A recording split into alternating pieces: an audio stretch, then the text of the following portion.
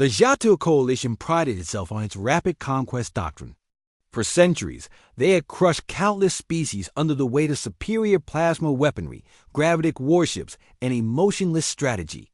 When the humans were discovered primitive, scattered across their solar system, and only recently dabbling in faster-than-light traveled the coalition, Council laughed. Except one, High Strategist Valinor, a veteran of over 80 campaigns, had reviewed ancient data, intercepted long-forgotten transmissions, and uncovered unsettling reports from early fringe scouts.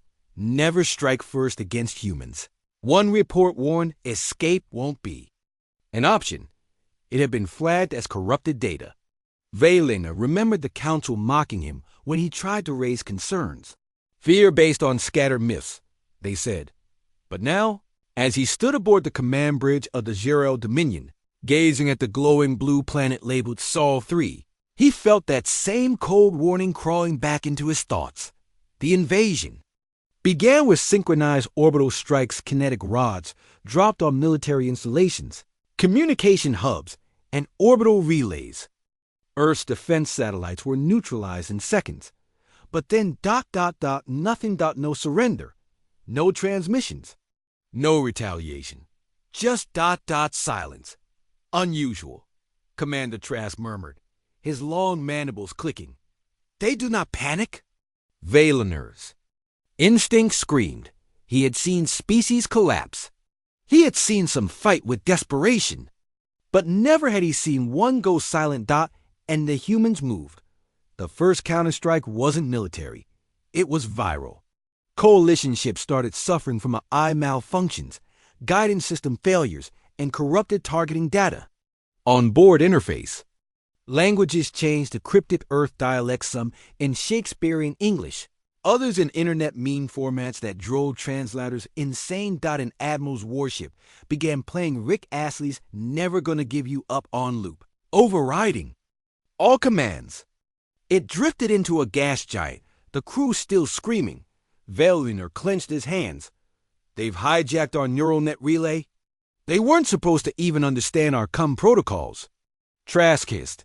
Within 48 Earth hours, the first human fleet appeared not sleek or beautiful, but blocky, armored, over-engineered, rusted in parts. Each vessel bore the markings of nations long divided, now fighting as one. They didn't hail. They didn't posture. They fired. The human torpedoes moved slower than plasma bolts, crewed by coalition standards. But their payloads, miniature singularities, neutron warheads, magnetically accelerated alloy spears ripped through Jatil. Shielding like tissue. Coalition vessels exploded without ever registering lock-on alerts. Automated defense grids failed. Every system jammed. Then came the message one transmitted in every known galactic language. You struck first. There is no escape. Panic spread across the Jatil fleets. Valinor ordered a retreat, but wormhole beacons failed. Navigation AI stopped responding. They've blockaded hyperspace lanes? Trask barked. No, Valinor said grimly, eyes wide. They've rewritten them. Every exit route now led back to Earth. The humans weren't chasing them. They were hurting them. Coalition ships tried to scatter. One cruiser managed to jump to the edge of the solar system, only to be intercepted by what looked like a rock. A disguised orbital platform with ancient Earth tech, powered by solar flare siphons, fired a pulse weapon that vaporized the cruiser. How long have they been preparing? Trask whispered. Valinor looked at the battle map, now mostly red. Since their first war? And now, humanity revealed its final weapon. Not a bomb, not a ship, but people. Specially trained shock troopers appeared aboard coalition ships via breach pods armored in exosuits cobbled from mining rigs, reactor shielding, and battlefield. Scrap. Each one fought like a demon, shrugging off plasma blasts, ignoring pain, and moving with ruthless precision. One was recorded shouting, "This is for New Tokyo, you alien bastards!" before tearing through a dozen Jatil warriors with what looked like a flamethrower made from a repurposed fuel pump. Another team entered a dreadnought's core and overrode the AI. replacing its navigation with human coordinates.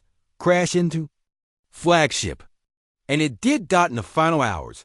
Valinura's ship drifted, broken and blind. His crew was dead. Only static filled the bridge dot. Then came the sound dot boots dot human boots.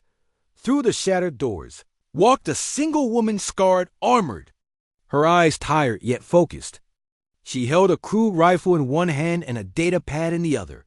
Valinor of the Jatil, she said, her voice emotionless. You were warned.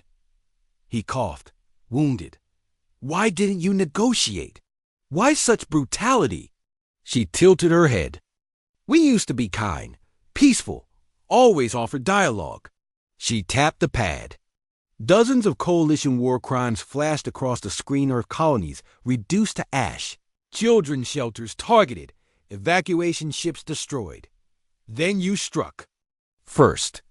She stepped closer, and as your own scouts once learned, after that, there's no escape. The screen flickered again. One last message from the original fringe scout who had survived humanity's first contact centuries ago. They don't just fight with weapons. They fight with purpose. If you strike first, they'll make sure you never strike again. A blaster sounded. Silence returned.